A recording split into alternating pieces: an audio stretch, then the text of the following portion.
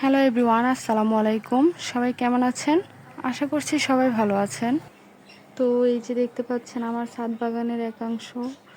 এখানে অতিরিক্ত গরম পড়ার কারণে আসলে কোনো গাছের টিকানো সম্ভব হচ্ছে না। তারপরও আলহামদুলিল্লাহ এই যে দেখতে পাচ্ছেন ফুল ফুটে আছে।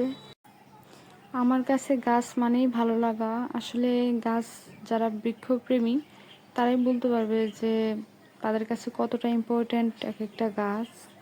তো গরমের মধ্যে আসলে সব গাছ টিকানো সম্ভব হয় না, তবুও যথেষ্ট পরিমাণে টেক কেয়ারের কারণে এগুলো টিকে আছে। প্রতিদিন 2 বার করে গাছে পানি দিতে হয়, সকাল বিকাল। তারপর এগুলোর যত্ন আসলে অনেক খাটাখাটনি এক একটা গাছের পিছনে।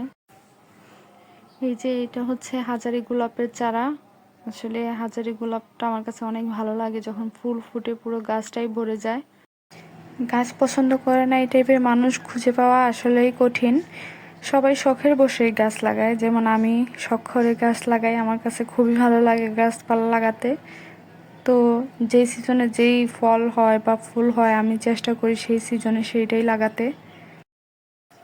এই যে দেখেন আমার গাছের চাল কুমড়ো, আসলে অনেকগুলো চাল কুমড়ো ধরেছে মাশাল্লাহ। আসলে যত্নের উপর নির্ভর করে অনেক কিছু। যদি আপনি প্রপারলি যত্ন করেন তাহলে অনেক কিছু টিকে থাকে, সেটা গাছ হোক বা সম্পর্ক।